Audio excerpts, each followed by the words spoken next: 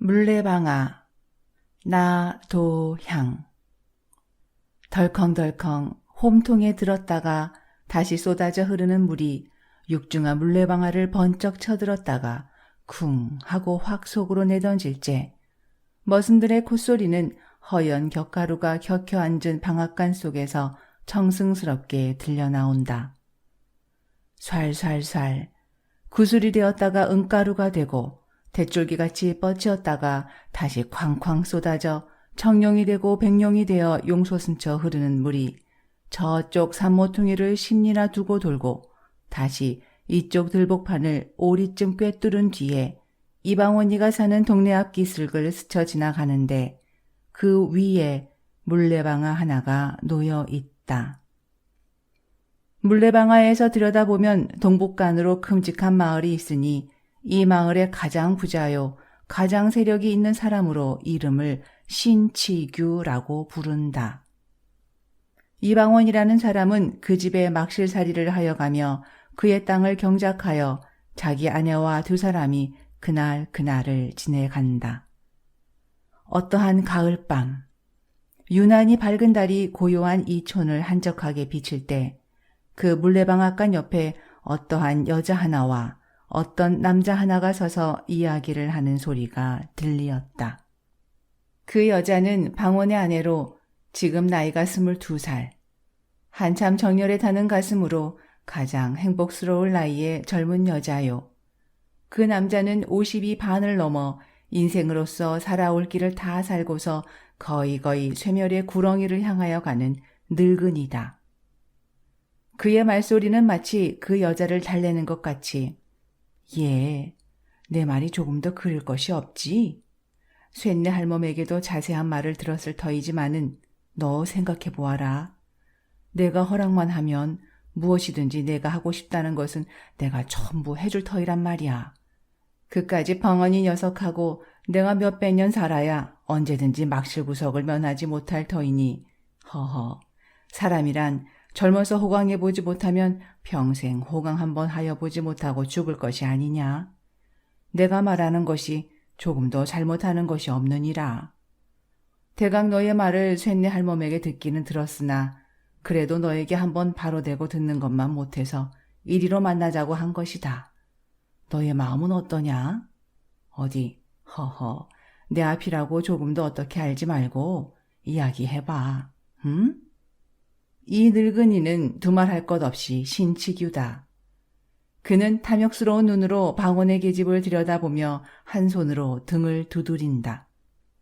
새침한 얼굴이 파르족족하고 기다란 눈썹과 검푸른 두 눈 가장자리에 예쁜 입, 뾰로통한 뺨이며 콧날이 오똑한 데다가 후리후리한 키에 떡 벌어진 엉덩이가 아무리 보더라도 무섭게 이지적인 동시에 또는 창부형으로 생긴 여자이다. 계집은 아무 말이 없이 서서 짐짓 부끄러운 태를 지으며 매혹적인 웃음을 쌩끗 웃고는 고개를 돌렸다. 그 웃음이 얼마나 짐승 같은 신치규의 만족을 사게 되었으며 또는 마음을 충동시켰는지 희끗희끗한 수염이 거의 계집의 뺨에 닿도록 더 가까이 와서 응? 왜 대답이 없니? 부끄러워서 그러니? 그렇게 부끄러워할 일은 아닌데 하고 계집의 손을 잡으며 손도 이렇게 예쁠 줄은 여태까지 몰랐구나. 참 품결 같다. 이렇게 얌전히 생긴 애가 방언 같은 천한 놈의 계집이 되어 일평생을 그대로 썩는다는 것은 너무 가엾고 아깝지 않으냐? 예. 계집은 몸을 돌리려고 하지도 않고 영감이 하는 대로 내버려 두며 눈으로 땅만 내려다보고 섰다가 가까스로 입을 떼는 듯 하더니 제 말이야 모두 쇳내 할멈이 여쭈었지요. 저에게는 너무 분수에 과한 말씀이니까요. 온 천만의 소리를 다 하는구나. 그게 무슨 소리냐? 너도 알다시피 내가 너를 장난삼아 그러는 것도 아니겠고 후사가 없어 그러는 것이니까 내가 내 아들이나 하나 낳아주렴. 그러면 내 것이 모두 내 것이 되지 않겠니? 자, 그러지 말고 오늘 허락을 하렴. 그러면 내일이라도 방원이란 놈을 내쫓고 너를 불러들일 터이니. 어떻게 내쫓을 수가 있어요? 그것이 그리 어려울 것이 무엇이니? 내가 나가라는데 제가 나가지 않고 백일 줄 아니? 그렇지만 너무 과하지 않을까요? 무엇? 저런 생각을 하니까 내가 이 모양으로 이때까지 있었지. 어떻단 말이냐? 그런 것은 조금도 염려하지 말고. 자, 또 내 서방에게 들킬라. 어서 들어가자. 먼저 들어가세요. 왜? 남이 보면 수상히 알게요. 무얼 나하고 가는데 수상히 알게 무엇이야. 어서 가자. 계집은 천천히 두어 걸음 따라가다가 영감 하고 무춤하고 서 있다. 왜 그러니? 계집은 다시 말이 없이 서 있다가 아니에요 하고 먼저 들어가세요 하며 돌아선다. 영감이 간이 달아서 계집의 손을 잡으며 가자, 집으로 들어가자. 그의 가슴은 두근거리는지 숨소리가 잦아진다. 계집은 손을 빼려 하며 점잖으신 어른이 이게 무슨 짓이에요? 하면서도 그의 몸짓에는 모든 것을 허락한다는 뜻이 보였다. 영감은 계집의 몸을 끌어안더니 방앗간 뒤로 돌아 들어섰다. 계집은 영감 가슴에 안겨서 정욕이 가득한 눈으로 그를 보면서 영감, 말 한마디 하고 침 한번 삼키었다. 영감이 거짓말은 안 하시지요? 아니, 그의 말은 떨리었다. 계집은 영감의 팔을 한 손으로 잡고 또 한 손으로는 방앗간 속을 가리켰다. 저리로 들어가세요. 영감과 계집은 방앗간에서 20-30분 후에 다시 나왔다. 사흘이 지난 뒤에 신치규는 방원을 자기 집 사랑마당 앞으로 불렀다. 예. 방원은 상전이라 고개를 숙이고 네, 공손하게 대답을 하였다. 내가 그간 내 집에서 정성스럽게 일을 한 것은 고마운 일이지만은 점장과 주자를 빼면서 신치규는 말을 꺼내었다. 방원의 가슴은 이 많은이라는 말 뒤에 이어질 말을 미리 깨달은 듯이 온 전신의 피가 가슴으로 모여드는 듯 하더니 다시 터럭이라는 터럭은 전부 거꾸로 일어서는 듯 하였다. 오늘부터는 우리 집에 사정이 있어 그러니 내 집에 있지 말고 다른 곳에 좋은 곳을 찾아가 보아라. 아무 조건도 없다. 또한 이곳에서도 할 말이 없다. 죽으라고 하면 죽는 신용이라도 해야 하는 것이다. 주인은 돈 가지고 사람을 사고 팔 수도 있는 것이다. 방원은 가슴이 답답하였다. 자기 혼자 몸 같으면 어디 가서 어떻게 빌어먹고라도 살 수가 있지만은 사랑하는 아내를 구해갈 길이 막연하다. 그는 고개를 굽히고 허리를 굽히고 나중에는 마음을 굽히어 사정도 하여 보고 애걸도 하여 보았다. 그러나 그것은 헛된 일이다. 주인의 마음은 쇠나 돌보다도 더 굳었다. 그는 하는 수 없이 자기 아내에게 그 이야기를 하였다. 그리고 아내더러 안주인 마님께 사정을 좀 하여 얼마간이라도 더 있게 하여 달라고 하여 보라 하였다. 그러나 아내는 방원의 말을 들을 리가 없었다. 도리어 그러면 어떻게 한단 말이오? 이제부터는 나를 어떻게 먹여 살릴 터이오? 너는 그렇게도 먹고 살 수 없을까봐 겁이 나니? 겁이 나지 않고 생각을 해보구려. 인제는 꼼짝할 수 없이 죽지 않았소? 죽어? 그럼 임자가 나를 데리고 이곳까지 올 때 무엇라고 하였소? 어떻게 해서든지 너 하나야 먹여 살리지 못하겠느냐고 하였지요? 그래. 그래 얼마나 나를 잘 먹여 살리고 나를 호강시켰소? 여태까지 이태나 되도록 끌고 돌아다닌다는 것이 남의 집 행랑이었지요? 예, 그것을 내가 모르고 하는 말이냐? 내가 하려고 하지 않아서 그렇게 된 것이냐? 차차 살아가는 동안에 무슨 일이든지 생기겠지? 설마 요대로 늙어 죽기야 하겠니? 듣기 싫소? 뿔 떨어지면 구워 먹지. 어느 천년에? 방원이는 가뜩이나 내어 쫓기고 화가 나는데 계집까지 그리하니까 속에서 열화가 치밀어 올라왔다. 이 육시를 하고도 남을련 왜 남의 마음을 글컹거리니? 왜 사람에게 욕을 해? 이년아, 욕 좀 하면 어떠냐? 왜 욕을 해? 계집이 얼굴이 노래지며 대든다. 인연이 바락인가? 누가 바락이야? 계집년 하나 건사 못하는 위인이 계집 보고 욕만 하고 한 게 무엇야? 그래, 은가락지 은비녀나 한 벌 사주어 보았어? 내가 임자하자고 하는 대로 하지 않은 것이 없지. 이년아, 은가락지 은비녀가 그렇게 갖고 싶으냐? 이 더러운 년아? 무엇이 더러워? 너는 얼마나 정한 놈이냐? 계집의 입속에서는 놈소리가 나오기 시작한다. 이년 보게 누구더러 놈이래? 하고 손길이 계집의 낭자를 휘어잡더니 그대로 집어들고 두어 번 주먹으로 등줄기를 후리었다. 이 주리떼를 안길련. 발길이 엉덩이를 두어 번 지르니까 계집은 그대로 거꾸러졌다가 다시 일어났다. 풀어 해뜨린 머리가 치렁치렁 끌리고 실룩한 눈에는 도끼가 섞이었다. 왜 사람을 치니? 이놈 죽여라 죽여. 어디 죽여보아라. 이놈 나 죽고 너 죽자. 하고 달려드는 계집을 후려서 거꾸로 뜨리고서 인연이 죽으려고 기를 쓰나? 방언이가 계집을 치는 것은 그것이 주먹을 가지고 하는 일종의 농담이다. 그는 주먹이나 발길이 계집의 몸에 닿을 때 거기에 얻어맞는 계집의 살이 아픈 것보다 더 찌르르하게 가슴 한복판을 찌르는 아픔을 방언은 깨닫는 것이다. 홧김에 계집을 치는 것이 실상은 자기의 마음을 자기의 이빨로 물어뜯는 것이나 다름이 없는 것이다. 때리는 그에게는 몹시 애처로움이 있고 불쌍함이 있는 것이다. 그러나 자기의 화풀이를 받아주는 사람은 아직까지도 계집밖에는 없었다. 제일 만만하다는 것보다도 가장 마음 놓고 화풀이할 수 있습니다. 싸움한 뒤 하루가 못되어 두 사람이 베개를 나란히 하고 서로 꼭 끼고 잘 때에는 그렇게 고맙고 그렇게 감격이 일어나는 위안이 또다시 없습니다.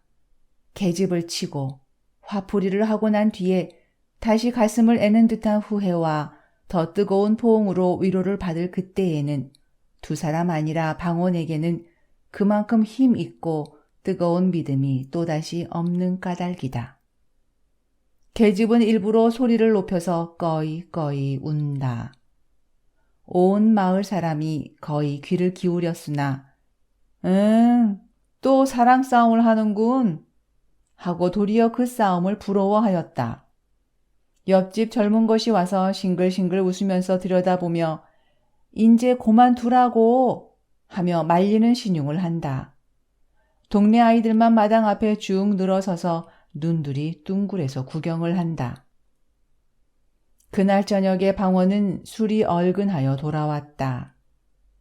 아까 계집을 차던 마음은 어느덧 풀어지고 술로 흥분된 마음에 그는 계집의 품이 몹시 그리워져서 자기 아내에게 사과를 할 마음까지 생기었다.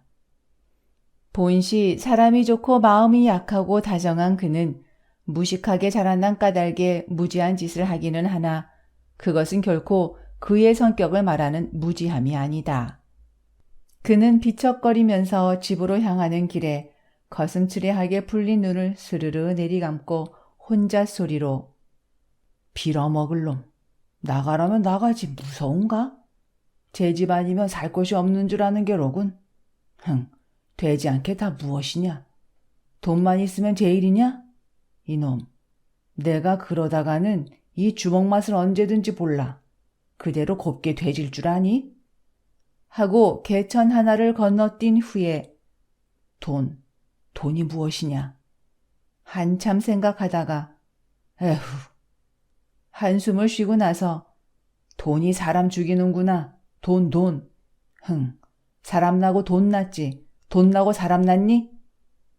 또 징검다리를 비쩍비쩍하고 건넌 뒤에 고 베라 먹으려니 왜 그렇게 포다를 부려서 장부의 마음을 긁어놓아? 그의 목소리에는 말할 수 없이 다정한 맛이 있었다. 그는 자기 계집을 생각하면 모든 불평이 쓰러지는 듯이 숙였던 고개를 쳐들어 하늘을 보면서 저도 고생은 고생이지 하고 다시 고개를 숙인 후 내가 너무해. 너무 그럴 건 아닌데. 그는 자기 집에 와서 문고리를 붙잡고 잡아 흔들면서 예. 자니 자? 그러나 대답이 없고 캄캄하다. 인연이 어디를 갔어? 그는 문짝을 깨어지라 하고 닫힌 후에 다시 길거리로 나와 그 옆집으로 가서 여보 아주머니, 우리 집 색시 어디 갔는지 보았소?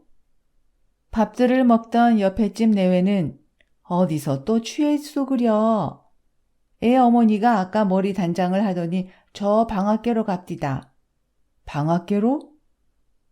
네. 빌어먹을련. 방앗개로는 무얼 먹으러 갔누? 다시 혼자 방앗을 향하여 가면서 혼자 중얼거린다. 그는 방앗간을 막 뒤로 돌아서자 신치규와 자기 아내가 방앗간에서 나오는 것을 보았다. 아. 그는 너무 뜻밖의 일이므로 아무 말도 하지 못하고 그대로 한참이나 머울거니 서서 보기만 하였다. 그의 눈에서는 쌍심지가 거꾸로 섰다. 열이 올라와서 마치 주홍을 칠한 듯이 그의 눈은 붉어지고 번개 같은 광채가 번뜩거리었다. 그는 한참이나 사지를 떨었다. 두 이가 서로 맞춰서 달그락달그락 하여졌다. 그의 주먹은 부서질 것 같이 단단히 쥐어졌었다. 계집과 신치규는 방언이 와 선 것을 보고서 처음에는 조금 간담이 선을 하여졌으나 다시 태연하게 내려앉혔다. 일이 이렇게 되었음에 할 대로 하라는 뜻이다. 방언은 달려들어서 계집의 팔목을 잡았다. 그리고 이를 악물고 부르르 떨었다. 나는 내가 이럴 줄은 몰랐다. 계집은 뭘 이럴 줄을 몰라? 하며 파란 눈을 흘겨보더니 나중에는 별꼴을 다 보겠네. 의뢰 그럴 줄은 인지 알았나? 나요. 왜 남의 팔을 잡고 요 모양이야? 오늘부터는 나를 당신이 그리 함부로 하지는 못해요. 더러운 녀석 같으니. 계집이 싫다고 그러면 국으로 물러갈 일이지. 이게 무슨 사내답지 못한 일이야? 놔요. 팔을 뿌리쳤으나 분노가 전신에 찬 그는 그렇게 쉽게 손을 놓지 않았다. 예, 내가 이것이 정말이냐? 정말 아니고 비싼 밥 먹고 거짓말할까? 내가 참으로 환장을 하였구나. 아니 누구더러 환장을 했대? 온 기가 막혀 죽겠지? 나요 나. 왜 추근추근하게 이 모양이야? 놔. 하고서 힘껏 뿌리치는 바람에 계집의 손이 쑥 빠지었다. 계집은 손목을 주무르면서 암상궂게 돌아섰다. 이때까지 이 꼴을 멀찌감히 서서 보고 있던 신치규는 두어 발자국 나서더니 기침 한 번을 서투르게 하고서 예, 내가 술이 취하였으면 일찍 들어가 자든지 할 것이지 웬 짓이냐? 내 눈가에는 아무것도 보이는 것이 없단 말이냐? 너희 연놈이 싸우는 것은 너희 연놈이 어디든지 가서 할 일이지. 여기 누가 있는지 없는지 눈가에 보이는 것이 없어? 짐짓 소리를 높여 호령을 하였다. 에잇 괘씸한 놈. 눈가를 부라리었다. 방원은 한참이나 쳐다보고서 말이 없었다. 생각대로 하면 한 주먹에 때려 눕힐 것이지만은 그래도 그의 머릿속에는 아까까지의 상전이라는 관념이 남아 있었다. 번갯불같이 그 관념이 그의 입과 팔을 얽어 놓았다. 어려서부터 오늘날까지 남을 섬겨보기만 한 그의 마음은 상전이라면 모두 두려워하는 성질을 깊이 깊이 뿌리를 박아 놓았다. 그러나 오늘부터는 신치규가 자기의 상전도 아니요 자기가 신치규의 종도 아니다. 다만 똑같은 사람으로 마주섰을 뿐이다. 아니다. 지금부터는 신치규는 방원의 원수였다. 그의 간을 씹어먹어도 오히려 나머지 한이 있는 원수다. 신치규는 똑바로 쳐다보는 방원을 마주 쳐다보며 똑바로 보면 어쩔 터이냐? 온 세상이 망하려니까 별 해괴한 일이 다 많거든. 어째? 이놈아. 이놈아? 방원은 한 걸음 들어섰다. 나무같이 힘센 다리가 성큼하고 나설 때 신치규의 머리끝이 으쓱하였다. 쇠 몽둥이 같은 두 주먹이 쑥 앞으로 닥칠 때 그의 가슴은 덜컥 내려앉았다. 내 입에서 이놈아란 소리가 나오니? 이 사지를 찢어 발겨도 오히려 시원찮을 놈아. 내가 내 계집을 뺏으려고 오늘 날더러 나가라고 그랬지? 어허, 이거 그놈이 눈깔이 삐었군. 예, 나는 먼저 들어가겠다. 너는 내 서방하고 나중 들어오너라. 신치규는 형세가 위험하니까 슬금슬금 꽁무니를 빼려고 돌아서서 들어가려 하니까 방원은 돌아서는 신치규의 멱살을 잔뜩 쥐어 한 팔로 바싹 치켜들고 이놈 어디를 가?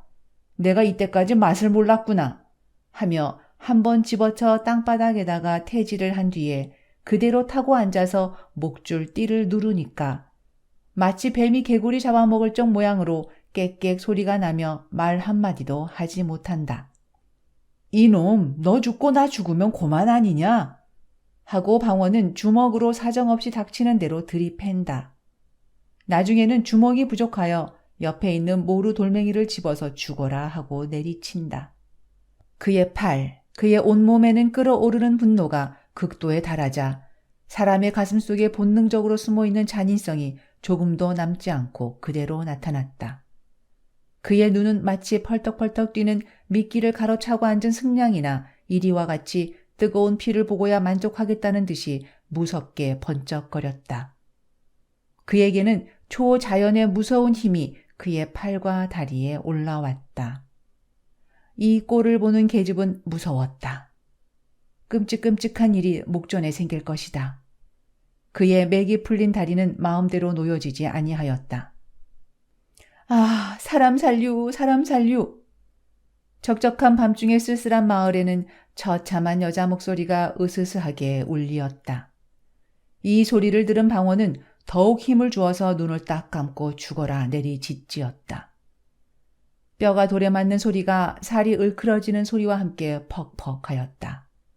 피 묻은 돌이 여기저기 흩어지고 갈갈이 찢긴 옷에는 살점이 묻었다. 동네 편쪽에서 수근수근 하더니 구두 소리가 나며 칼 소리가 덜거덕거리었다. 방원의 머리에는 번갯불같이 무엇이 보이었다. 그는 손에 주먹을 쥔 채 잠깐 정신을 차려 그쪽으로 귀를 기울였다. 순검. 그는 신치규의 배를 타고 앉아서 순검의 구두 소리를 듣자 비로소 자기가 무슨 짓을 하였는지 깨달았다. 그는 미친 사람처럼 일어났다. 그러고는 옆에 서서 벌벌 떠는 계집에게로 갔다. 예, 가자, 도망가자. 너하고 나하고 같이 가자. 자, 어서. 계집은 자기에게 또 무슨 일이 있을까 하여 겁을 내어 도망을 하려 한다. 방원은 계집을 따라가며 예, 내가 이렇게도 나를 몰라주니? 내가 너를 어떻게 생각하는지 알지를 못하니? 자, 어서 도망가자. 어서. 뒤에서 순검이 쫓아온다. 계집은 그대로 서서 종종 걸음을 치며 실소, 임자나 가구려. 나는 싫어. 가자, 응, 가. 그는 미친 사람처럼 계집의 팔을 붙잡고 끌었다. 그때 누구인지 그의 두 팔을 마치 형틀에 매다는 것과 같이 꽉 뒤로 껴안는 사람이 있었다. 이놈아, 어디를 가? 그는 뒤를 돌아보지 않고도 그가 누구인지 알았다. 그는 온 전신의 맥이 풀리어 그대로 뒤로 자빠지려 할 때 어느덧 널판 같은 주먹이 그의 뺨을 사정없이 갈겼다. 정신 차려! 네. 그는 무의식하게 고개가 숙여지고 말소리가 공손하여졌다. 땅바닥에서는 신치규가 꼼지럭거리며 이리저리 뒹군다. 청승스러운 비명이 들린다. 방원은 포승지인 채 주재소로 끌려가고 계집은 그대로, 신치규는 머슴들이 업어들였다. 석 달이 지났다. 상해죄로 감옥에서 복역을 하던 방원은 만기가 되어 추록을 하였다. 그러나 신치규는 아무 일 없이 자기 집에서 치료하고 방원의 계집을 데려다 산다. 신치규는 온몸이 나은 뒤에 홀로 생각하였다. 죽는 줄 알았더니 그래도 이렇게 살아있으니 하고 얼굴에 흠이 진 곳을 만져보며 오히려 그놈이 이렇게 한 것이 나에겐 다행이지. 얼굴이 아프기는 좀 하였으나 허허. 어떻게 그놈을 떼어버릴까 하고 그렇지 않아도 걱정을 하던 차에 잘 되었지. 그놈 한 10년 감옥에서 콩밥을 먹었으면 좋겠다. 방원은 감옥 속에서 생각하기를 나가기만 하면 연놈을 죽여버리고 제가 죽든지 요조를 내리라 하였다. 집에서 내어 쫓기고 계집까지 빼앗기고 그것을 생각하면 이가 갈리고 치가 떨리었다. 그것이 모두 자기가 돈 없는 탓인 것을 생각하며 더욱 분한 생각이 났다. 에이, 더러운 년. 그는 홍바지에 쇠사슬을 차고서 일을 할 때에도 가끔 침을 땅에다 뱉으면서 혼자 중얼거렸다. 사람이 이러고서야 살아서 무엇하나. 멀쩡한 놈이 계집 빼앗기고 생으로 콩밥까지 먹으니. 그가 감옥에서 나올 때에는 감옥소를 다시 한번 둘러보고 그가 여기서 마지막으로 목숨을 잃어버리든지 그렇지 않으면 그가 그 손으로 그의 목을 찔러 죽든지 무슨 요절이 날 것을 생각하고 다시 온 몸에 힘을 주고 씁쓸한 웃음을 웃었다. 그는 200리나 되는 길을 걸어서 계집이 사는 촌에를 왔다. 그러나 아무도 그를 아는 척하는 사람이 없었다. 전에 친하게 지내던 사람들도 그를 보고 피해갔다. 마치 문둥병자나 마찬가지 대우를 하였다. 감옥에서 나온 뒤로부터는 더욱 이 세상이 차디차졌다. 자기가 상상하던 것보다도 더 무정하여졌다. 그는 하는 수 없이 밤이 될 때까지 그 근처 산속으로 돌아다녔다. 그래서 깊은 밤에 촌으로 내려왔다.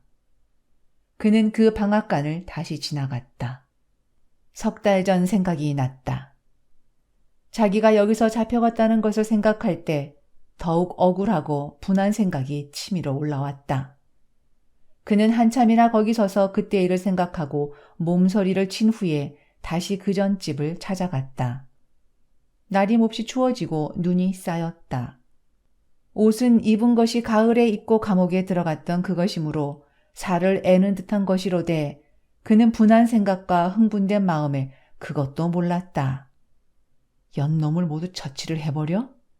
혼자 속으로 궁리를 하다가 그렇지. 그까짓 것들은 살려두어 쓸데없는 인생들이야. 하면서 옆구리에 지른 기름한 단도를 다시 만져보았다. 그는 감격스러운 마음으로 그것을 쓰다듬었다. 그는 신치규의 집 우를 넘어 들어갔다. 그의 발은 전에 다닐 적같이 익숙하였다. 그는 사랑을 엿보고 다시 뒤로 돌아서 건넌방 창 밑에 와 섰다. 귀를 기울였으나 아무 말도 들리지 않았다. 그는 손에 칼을 빼들었다. 그러고는 일부러 뒷창문을 달각달각 흔들었다. 그 뉘? 하고 계집의 머리가 쑥 나오며 문이 열리었다. 그는 얼른 비켜섰다. 문은 다시 닫히고 계집은 들어갔다. 방원의 마음은 이상하게 동요가 되었다. 어여쁜 계집의 목소리가 오래간만에 귀에 들릴 때 마치 자기가 감옥에서 꿈을 꿀 적 모양으로 요염하고도 황홀하게 그의 마음을 꿰는 것 같았다. 그는 꿈속에 다시 만난 것 같고 오래간만에 그를 만나봄에 모든 결심은 얼음같이 녹는 듯 하였다. 그래도 계집이 설마 나를 영영 잊어버리랴 하고 옛날의 정리를 생각할 때 그것이 거짓말이 아니고 무엇이냐는 생각이 났다. 아무리 자기를 감옥에까지 가게 하였다 하더라도 그는 감히 칼을 들어 죽이려는 용기가 단번에 나지 않아서 주저하기 시작했다. 아니다. 다시 한 번만 물어보자. 그는 들었던 칼을 다시 짚고 생각하였다. 거짓말이다, 거짓말이다. 그럴 리가 없다.